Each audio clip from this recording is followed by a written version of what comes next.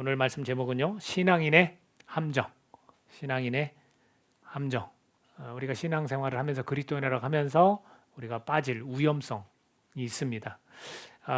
신앙생활을 하면서 우리가 오해를 좀 풀었으면 좋겠다라는 생각이 들어요. 왜냐하면 오래전부터 우리는 말씀을 들었고 또 말씀을 익숙하다고 그렇게 생각을 하는데 또 오해를 많이 갖고 있는 것 같아요. 왜냐하면 말씀의 의도와 그런 해석의 문제도 있습니다. 그래서 그것을 좀 풀어야 하는데 여러분들 신앙생활 하면서 우리가 군중을 만들어야 됩니까? 제자를 만들어야 됩니까? 내가 군중이 돼야 됩니까? 제자가 되어야 합니까? 제자가 되어야 하는 거예요. 그래서 교회는 규모에 상관없이 다 제자가 되어야 하는 거예요. 근데 자칫 잘못하면 군중을 만들 수가 있어요. 이 차이점이 있습니다. 그 어떤 가장 큰 차이점이 뭐냐면 예수님을 따르느냐 안 따르느냐. 예수님을 따르면 제자죠. 예수님 안 따르면 군중이에요. 그냥 기적을 일으켰을 때도 그냥 군중이 굉장히 많았어요. 근데 예수님을 따라요, 안 따라요? 안 따라요. 그리고 다른 사람은 뭐 때문에 따르면 먹은 것 때문에 떡을 막 많이 먹고 저 사람 통해서 기적이 막 나타나고 내 몸이 나았기 때문에 따라다닌 거라 그래요. 그러니까 우리가 이것이 너무나 중요해요. 왜 중요하냐면 신앙생활을 하면서 내가 무미건조해. 그리고 성경을 읽어도 은혜가 없어. 설교를 들어도 충만하지가 않아. 그런 경험 없으십니까? 나에게 계속 은혜가 있었으면 좋겠는데 나는 은혜를 계속 경험했으면 좋겠는데 그런 게 없다라는 거예요. 왜 그러냐면 예수님을 따르지 않기 때문에 그렇다는 거예요. 그래서 디틀리 보네퍼라는 사람은 이런 표현을 했어요. 믿는 사람만이 복종하고 복종하는 사람만이 믿는다. 믿는 사람만이 복종하고 복종하는 사람만이 믿는다. 근데 오늘날 우리 이 시대는 굉장히 오래된 시대인데 독일 그 나치 그 아래에 있던 그 시대인데 많은 교회에서 믿는 사람만이 복종한다라고 가르쳤다는 거예요. 믿으면 복종하게 되어 있어. 근데 그게 아니라는 거예요. 이건 반쪽짜리라는 거예요. 복종하는 사람만이 믿는다라는 거예요. 오늘 이 재물 많은 청년이 복종을 했을까요? 안 했을까요? 안 했어요. 어디서 걸렸어요? 네 재물을 팔아서 가난한 자에 나눠주라 했더니 근심하면서 돌아갔어요. 예수님이 뭐라냐? 그걸 팔고 나를 따르라 그랬어요. 그럼 거기서 복종은 뭐냐면 그 재산을 팔아 가난한 자에 나눠주는 거였어요. 예를 들어 볼까요? 베드로가 무리를 걸었습니까? 안 걸었습니까? 걸었죠. 믿음이 있어서 걸은가요? 아니면 복종을 했더니 믿음이 생겼나요? 복종을 했어요. 오라. 그래 네가 말하는 예수다. 오라 했더니 복종하고 발을 내디뎠더니 걸었어요. 복종을 하면 믿음이 생긴다는 거예요. 이 이야기를 들려주고 있습니다. 그러니까 오늘도 마찬가지예요. 오늘 이 재물 많은 청년에 대해서 우리가 이야기할 때 소유를 팔아 가난한 자들에게 주는 것이 첫걸음을 떼는 거였어요. 우리가 첫걸음을 뗄 때 믿음이 생겨난다라는 거죠. 근데 오늘 대답을 한 이 재물 많은 청년 있잖아요. 청년이 어떤 질문을 하냐면 어느 계명입니까? 라는 질문을 해요. 왜냐하면 예수님께 와서 선한 일을 하여 어떤 내가 무슨 선한 일을 하여 영생을 얻을까? 그렇게 질문을 했더니 예수님께서 오직 한 분이신 그 예수님만 선하고 내가 생명에 들어가려면 계명을 지키라 했더니 청년이 뭐라고 하냐면 그 많은 계명 중에서 어느 계명입니까? 라고 질문을 해요. 그리고 또 다른 이야기를 질문을 하는데 예수님께서 살인하지 말고 간음하지 말고 도둑질하지 말고 거짓 증언하지 말고 내 부모를 공경하고 내 이웃을 내 자신까지 사랑하라 했더니 어떤 질문을 또 던지냐면 내가 모든 걸 지켰는데 무엇이 부족합니까? 이렇게. 자, 이 두 가지 질문을 잘 우리가 생각해야 돼요. 어느 계명입니까? 무엇이 부족합니까? 자, 이거에는 어떤 내용이 들어있는 거냐면 회피라는 거. 회피라는 게 들어있어요. 지금 복종과 이런 순종을 가로막는 거예요. 이것을 우리 신앙인들이 가진 함정 중에 하나인데 그게 뭐냐면 윤리적 갈등이라는 거예요. 윤리적 갈등. 내가 이런 많은 계명 중에서 뭐를 지켜도 되고 뭐를 안 지켜도 되고 내가 지금 이걸 지켜야만 되는가? 여러분 계명은요. 윤리적 갈등을 끝내버리기 위해 주신 거예요. 예수님께 오셔서 이 윤리적 갈등을 끝내버리기 위해서 주셨는데 우리는 그걸 갖고 따져요. 내가 지켜야 될 계명이 어느 계명입니까? 내가 다 지켰는데 무엇이 또 부족합니까? 근데 예수님은 뭐라고 했습니까? 그 부족함에 대해서 이야기를 했죠. 가난한 자들에게 네 재물을 다 팔아서 그 다음 나를 따를 수 있다라는 거죠. 여러분, 아담과 하와가 이 사탄에게 유혹받았을 때 어떤 걸 했냐면 선과 악을 너네가 구별할 수 있다. 선과 악을 알게 된다라는 거예요. 그게 바로 윤리예요. 이 윤리적 갈등은 사탄이 주는 거라는 거예요. 그러니까 우리가 신앙생활하면서 자꾸 이것을 윤리적인 거로 자꾸 이걸 잣대로 보는 거예요. 근데 계명은 윤리적인 게 없어요. 자, 지금 이 청년이 질문한 것처럼 어느 계명입니까? 하고 알려주면 지켜야 되는 겁니까? 아니면 무엇이 부족합니까? 나 영원한 생명 얻을 수 있는 거 아닙니까? 이렇게 나오는 거예요. 근데 이 윤리적 이 갈등이 우리 신앙생활 하는데 이것이 함정이라는 거죠. 이 청년은 뭘 원했냐면 토론을 원했던 거예요. 토론을 통해서 영생이 얻어지는 줄 알았던 거예요. 근데 예수님께서는 뭘 원하시냐면 그냥 복종해. 이 계명 다 지키는 거야. 거기서 뭘 골라서 이건 지키고 이건 안 지키고 하는 게 아니라 다 지키는 거야. 근데 우리는 자꾸 거기에서 선별해서 이걸 지키고 싶은 거예요. 그러니까 이제 이 청년은 토론하고 싶은 거예요. 여러분, 그렇게 해서 우리를 설득해서 우리가 영원한 생명을 얻을 수 있는 게 아니에요.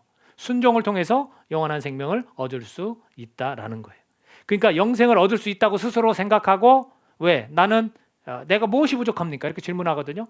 그러면서 확인받고 싶었다라는 거죠. 그렇지만 스스로는 다 지켰지만 온전하지는 않았다는 거예요. 예수 뭐라고 하셨냐면 21절에도 예수께서 이르시되 내가 온전하고자 할진대 가서 내 소유를 팔아 가난한 자들에게 주라. 온전하려면 그 일을 해야 한다는 거예요. 계명을 스스로가 다 지킨 것 같지만 선한 일을 했지만 온전하지는 않은 거예요. 어느 부분입니까? 예수님 말씀 앞에 복종하지 않은 거예요. 첫 발을 떼지 못한 거예요. 왜? 윤리적 갈등 때문에. 예린이가 이러고 있어요. 이렇게. 맞다고. 윤리적 갈등이 그런 거예요. 우리 신앙인들에게 이것이 얼마나 영향을 주는지 몰라요. 이거는 사탄이 하나님 앞에 순종하지 못하도록 회피하도록 만드는 거예요. 우리가 그런 의도로 사탄이 우리를 가지고 그런 의도로 질문하도록 만든다라는 거죠. 재물 많은 청년은 새 계명을 받아들였어야 했습니다. 그래야 영원한 생명을 얻어요. 그럼 여기에서 그 새 계명은 뭐냐면 예수님 자신이었어요. 따르라. 그 명령에 복종하는 거였어요. 그러니까 예수님 자체를 우리가 따라야 해요. 그것이 제자됨입니다. 그러면서 부연 설명을 하신 게 있습니다. 28, 29절 같이 읽어보겠습니다. 본문 말씀 28, 29절. 자, 시작. 예수께서 이르시되 내가 진실로 너에게 이르노니 세상이 새롭게 되어 인자가 자기 영광의 보좌에 앉을 때에 나를 따르는 너희도 12 보좌에 앉아 이스라엘 12지파를 심판하리라. 또 내 이름을 위하여 집이나 형제나 자매나 부모나 자식이나 전토를 벌인 자마다 여러 배를 받고 또 영생을 상속하리라. 이렇게 되어 있습니다. 이걸 부연 설명하고 있어요. 결국에는 이 청년으로 하여금 또 제자들에게 교훈을 주는 거예요. 왜? 제자들이 이제 또 질문을 예수님 이 청년의 모습을 보고 예수님께 질문을 했거든요. 자, 그렇다면 이 새 계명 예수님 자신을 우리가 따르는 건데 지금 이 청년에게 주는 주님의 교훈은 뭐였냐면 소유보다는 소비를 하라는 거예요.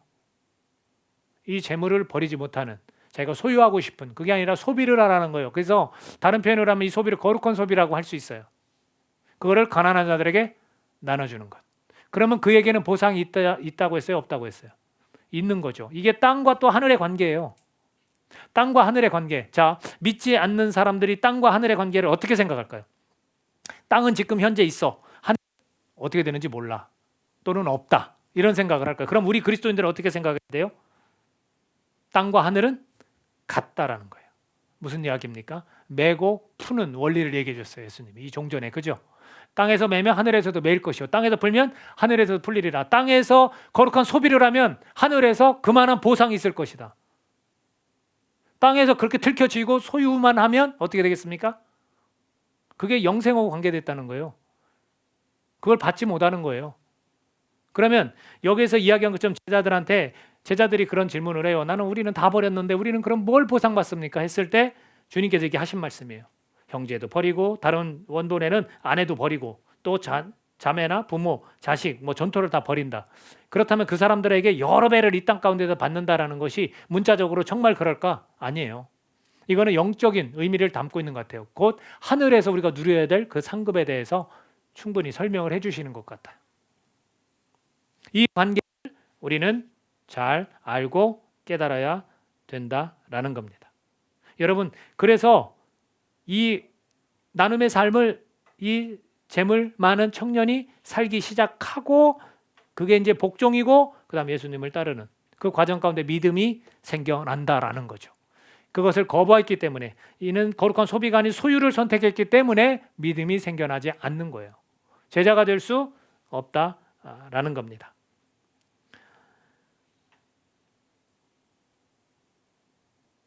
(21절을) 보면 예수께서 이르시되 네가 온전하고자 할진대 가서 내 소유를 팔아 가난한 자들에게 주라. 그리하면 하늘에서 보화가 내게 있으리라. 그리고 와서 나를 따르라 하시니. 이렇게 말씀하는 거예요. 하늘에 보화가 있다. 여러분들 우리의 삶 가운데 하늘 창고에 쌓는 일이 필요하다는 거예요. 여러분, 이게 돈이 있어야 거룩한 소비가 되는 게 아니에요. 저희들이 바이블 타임을 하잖아요. 저희 가족이 선택한 게 있어요. 뭐냐면 이 한 아이, 바이블 타임 맨 뒷장에 보면 아이 사진을 예쁘게 찍고 뭐라고 하냐면 이 한 아이에게 2,000원이면 한 달에 이 말씀을 먹일 수 있습니다. 이런 표현이 있어요. 2,000원 많아요? 껌값도 안 되죠. 요즘은 뭐 그죠? 그래서 우리 가족이 야 2,000원씩 하면 5명이면 10,000원이잖아요. 그럼 몇 명이야? 5명이잖아. 이거 좀 적다. 야 우리 4,000원 하자. 그럼 2, 5, 10, 10명이거든요. 이게 거룩한 소비가 아니겠습니까? 돈이 있어야 하지요가 아니에요. 주님께서 소유하라고 주신 것이 얼마나 많은지 몰라요. 그 중에서 우리가 거룩한 이 소비를 통해서 나누는 삶을 우리가 살아가야 된다라는 거죠. 거기에 관심을 갖고 그 다음부터 그게 복종하고 그 다음부터 주님을 따르기 시작할 수 있다라는 거예요. 왜? 주님을 따를 수가 없잖아요. 그 말씀을 합니다. 그리고 나서 이제 제자들을 향해서 말씀을 하십니다. 23, 24절. 자, 같이 읽습니다. 시작. 예수께서 제자들에게 이르시되 내가 진실로 너에게 이르노니 부자는 천국에 들어가기가 어려우니라. 다시 너에게 말하노니 낙타가 바늘기로 들어가는 것이 부자가 하나님의 나라에 들어가는 것보다 쉬우니라 하시니. 이렇게 되어 있습니다. 자, 이거 어떤 의미로 하셨을까? 부자가 천국에 들어가기가 어렵다. 그랬더니 제자들이 이 이야기를 듣고 뭐라고 반응을 하냐면 그럼 누가 구원을 얻을 수 있습니까? 누가 그럼 구원을 얻을 수 있습니까? 여러분 여기에서 제가 좀 설명을 하는 게 필요한 것 같아요. 왜냐하면 낙타가 바늘기에 들어간다. 뭐 이것이 조금 헷갈린다. 뭐 부자는 그러면 아무도 들어갈 수 없느냐? 뭐 전혀 불가능한 일 아니냐? 맞습니다. 불가능한 일이라고 단언은 하시는 거예요. 그러면 여기에서 이 낙타가 바늘기에 들어간다는 것을 이제 헬라어로 표현할 때 낙타하고 발음이 같은 게 이 동화 밧줄 같은 거래요. 그러니까 어느 정도는 가능성이 있지 않는가? 아니에요. 이 바늘기에 그것도 들어갈 수가 없어요. 또는 이 낙타가 바늘기로 들어간다 할 때 이 바늘기라는 어떤 문이 있는데 정말로 그 문 조그만 쪽문 같은 건데 거기에 낙타가 진짜 꾸겨 넣으면 이제 들어가서 간신히 들어갈 수는 있다. 뭐 이런 표현들도 합니다. 그러나 그것은 정확하게 뒷받침하는 내용이 없어요. 다만 확실한 것은 부자는 어렵다. 전혀 안 된다라는 그 선언이죠. 그랬더니 제자들이 그럼 누가 구원을 얻을 수 있을까요? 라고 그렇게 질문을 합니다. 여러분 여기에서 주님이 주시는 것 중에 하나가 세상의 가치관과 하나님 나라 가치관에 대해서 이야기하는 거예요. 제자들의 판단은 어떤 판단이었을까? 잘 들어보십시오. 재물 많은 청년 어떻습니까? 계명 다 지켰어요. 그죠? 그리고 그가 누가 보기에도 부유하고 그러면 저런 사람들은 자격이 있지 않는가? 구원받을 자격이 있지 않는가? 그 얘기예요. 이 재물 많은 청년에게 주님 왜 막으셨습니까? 저 사람도 구원받을 수 있는 거 아닙니까? 라는 거예요. 결국은 제자들은 자기 스스로 판단을 한 게 세상의 가치관을 가지고 지금 사람을 본 거예요. 여러분 정말로 세상의 가치관으로 사람이 구원받고 또 구원받을 자격이 있고 없고 할 수 있습니까? 없는 거죠. 지금 그것을 주님께서 말씀을 해주시는데 우리 신앙인들이 빠질 수 있는 함정이 두 번째가 바로 이거예요. 첫 번째는 뭐였어요? 윤리적 갈등이었어요. 질문을 통해서 내가 뭘 지키고 뭘 안 지키고 막 이거에 대해 고민하고 토론하고 그럼 논쟁으로 이어질 수밖에 없습니다. 두 번째가 뭐냐면 부당합니다라는 거예요. 우리 그리스도인들 마음 가운데 생각 가운데 주님 이거 부당하지 않습니까? 바로 그거예요. 아니 저런 사람이 구원받지 못하면 도대체 누가 구원받습니까? 이거 부당한 일입니다. 이거 이치에 맞지 않고 합당치 않습니다. 이런 표현이에요. 이거 말도 안 되는 소리입니다. 이거예요. 여러분 그 부당합니다가 어디서 나왔을까? 여러분 우리가 예전에 임금이 있다고 쳐요. 임금이 있어요. 임금은 하늘로 봤어요. 그 임금 앞에 어떤 하인이 죄를 졌어요. 그러니까 엎드렸어요. 여러분 고개를 들고 쳐다보고 부당합니다라고 말할 수 있어요? 없어요. 똑같습니다. 예수님이 누굽니까? 하나님의 아들이에요. 하나님이에요. 그분 앞에 우리가 부당합니다라고 말할 수 없는 거예요. 근데 우리는 우리 생각이 우리 판단이 앞서는 거예요. 이 이야기를 하니까 이 세상적 가치관을 가지고 제자들이 몹시 놀라 이르되 그렇다면 누가 구원을 얻을 수 있으리까 했더니 주님이 말씀하십니다. 26절 같이 읽습니다. 26절 시작. 예수께서 그들을 보시며 이르시되 사람으로는 할 수 없으나 하나님으로서는 다 하실 수 있느니라. 우리가 걱정하고 염려하고 우리가 부당합니다라고 하지만 우리가 그렇게 판단하고 생각한다고 이루어지는 게 아니라 하나님이 하신다. 하나님은 다 하실 수 있다. 하나님의 주권과 그 은혜 앞에 굴복하라. 엎드려라. 라는 거예요. 복종하라라는 거예요. 근데 우리 신앙인들이 그걸 잘 못해. 이 윤리적 갈등 때문에 항상 가지고 고민하고 있고 질문하고 또 하나는 이 부당합니다라고 자꾸 생각하는 거예요. 말하는 거예요. 하나님이 이루시고 계획하신 거는 아닐 수도 있다. 내 계획과 내 생각이 맞다. 그 세상적 가치관에 푹 젖어가지고 부당합니다. 이렇게 말하고 있는 겁니다. 재물이 많은 이 사람도 똑같은 반응을 보였어요. 20절 읽겠습니다. 20절 자 시작. 그 청년이 이르되 이 모든 것을 내가 지켰사온데 아직도 무엇이 부족하니까. 자 보세요. 왜 이 부당합니다가 섞여 있냐면 나는 지금 내가 모든 걸 다 지켰어요. 근데도 내가 영생을 얻지 못합니까? 그 토론하러 온 거예요. 이 재물 많은 청년은 윤리적 갈등도 가지고 있고 또 하나 부당합니다라는 자기 판단도 가지고 있어요. 이것이 우리 신앙인의 함정입니다. 여러분 여기서는 그리고 믿는 자들에 관한 이야기예요. 이 재물이 많은 부자는 하나님 나라에 들어갈 수 없다. 이 표현 천국에 갈 수 없다. 어렵다. 이런 표현들이 우리 믿는 자들에게 두고 하는 거예요. 믿지 않는 자들이 복음을 받아들인 것과는 달라요. 그러면 이거를 잘못 받아들이면 그럼 가난한 사람들에게만 복음을 전해야 됩니까? 아니죠. 그러니까 믿는 자 안에서의 하나님 나라의 이 가치관을 지금 설명해 주고 있습니다. 이 재물에 대해서 주님께서 무엇을 염두에 두고 하신 말씀일까를 뒷받침해 주는 구절이 있어요. 목회 서신 중에 디모데전서 내용을 보면 이렇게 되어 있습니다. 6장 7절에서 10절을 제가 읽어드리겠습니다. 우리가 세상에 아무것도 가지고 온 것이 없음에 또한 아무것도 가지고 가지 못하리니 우리가 먹을 것과 입을 것이 있은즉 족한 줄로 알 것이니라. 부하려 하는 자들은 시험과 올무와 여러 가지 어리석고 해로운 욕심에 떨어지나니 곧 사람으로 파멸과 멸망에 빠지게 하는 것이라. 돈을 사랑함이 일만 악의 뿌리가 되나니 이것을 탐내는 자들은 미혹을 받아 믿음에서 떠나 많은 근심으로써 자기를 찔렀도다. 예수님께서는 이것을 이 부자 재물 많은 사람에게 걱정을 하신 것 같아요. 믿음에서 떠나게 된다는 거예요. 지금 소비가 아닌 소유를 막 하려고 하면 결국에는 이런 유혹에 시험에 올무에 빠질 수 있다라는 거예요. 그것을 주님은 염두에 두신 것 같아요. 왜? 결국 천국에 들어가지 못할 수도 있다. 어렵다라는 거예요. 그 질문을 하러 온 사람에게 해답을 주신 거예요, 사실은. 근데 그것을 자기의 윤리적 갈등과 이건 부당합니다라는 이유 때문에 뒤돌아서 가는 겁니다. 우리 신앙인들의 함정이 바로 이거예요. 이것을 우리 모두가 조심해야 된다라는 거예요. 그래서 30절에 가서 뭐라고 하시냐면 그러나 먼저 된 자로서 나중되고 나중된 자로서 먼저 될 자가 많으니라 이렇게 말씀하십니다.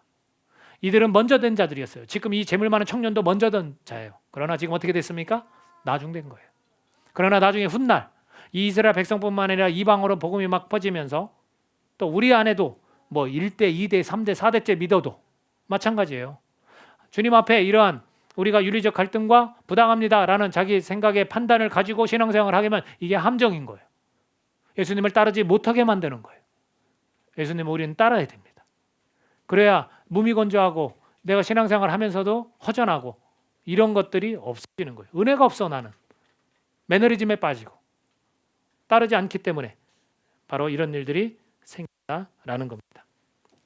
예수님을 따르지 못하는 이 윤리적 갈등 부당합니다라는 것, 여러분 율법에 머물러 있고 자기 판단에 의존하는 것들은 다 사탄의 치밀한 계획입니다. 우리가 신앙인들이 이런 함정에 빠지지 않아야 한다라는 거예요. 우리가 종전에 읽은 지난 시간에 읽은 이혼 문제도 마찬가지예요. 차별하는 것. 우리가 더 우월한데 여성보다 우리가 더 우월한데 그걸 가지고 부당합니다라고 말하는 거예요. 왜? 제자들이 뭐라 했습니까? 야 차라리 주님 그러면 우리 장가 안 드는 게 낫겠어요. 이게 부당하다는 거예요. 어떻게 그럴 수 있냐는 거죠. 아니 율법에서도 분명히 이혼 증서를 쓰고 마음에 안 드는 일을 여자가 했으면 내쫓을 수 있다고 했는데 윤리적 갈등이에요 다. 그리고 부당합니다라고 자기 판단이 있는 거죠. 이 다음에 어떤 내용이 나오냐면 제가 이거 건너뛰려고 합니다. 20장에 보면 포도원에 품꾼들이 있어요. 품꾼들이 일을 하도록 이 포도원에 들여보내라. 그럼 내가 한 데나리오씩 주겠다. 그랬어요. 그런데 시간차가 있어요. 9시에 나가서 12시에 나가서 3시에 나가서 5시에 나가서 계속 노는 사람들이 있는 거야. 그러니까 다 들여왔어. 그랬더니 돈을 한 데나리오를 누구한테 먼저 주냐면 5시에 온 사람한테 줬더니 9시에 온 사람이 기대하는 거예요. 야, 저 한 데나리오 줬는데 나는 더 땀 흘리고 열심히 일했더니 난 더 받겠다. 근데 주인이 어떻게 줬어요? 똑같이 한 데나리오는 줬어요. 그러면 이거는 합당한 일이에요? 아니에요? 잘 들어보세요. 주인이 뭐라고 하냐면 나는 약속했다.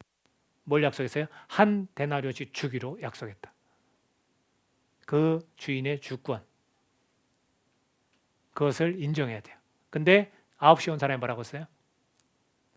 우리는 더 많은 시간을 일했고 더 땀 흘려서 일했는데 이게 뭡니까? 거기에도 부당합니다가 들어있는 거예요. 우리 신앙인들이 이걸 자꾸 버리질 못해요. 자꾸 하나님 앞에서 나 이렇게 헌신했는데 나 이렇게 하나님 앞에서 순수하게 나아가는데 왜? 뭐가 어떻습니까? 부당합니다. 예수님께서 가르쳐 주시는 거는 복종하라는 거예요. 복종해야 여러분 믿음이 생기는 거예요. 복종해야 우리가 영원한 생명을 얻을 수 있는 것이고 복종해야 예수님을 따를 수 있게 되는 거예요. 믿어야 복종할 수도 있는 것도 맞고요. 또 복종해야 믿음이 생기는 것도 맞아요. 하나만 가지고 가면 안 됩니다. 이것을 가지고 우리가 삶을 잘 살아갈 수 있어야 된다라는 거예요. 여러분 하나님의 뜻을 자신 마음대로 계산해서 결정하여 부당하고 말하는 것 이거 조심해야 됩니다. 이게 함정이에요. 여러분 우리가 신앙생활하면서 자꾸 이것을 가지고 우리 마음대로 우리가 계산해서 결정하지 않는 그런 신앙인의 모습이 될 수 있기를 간절히 바랍니다.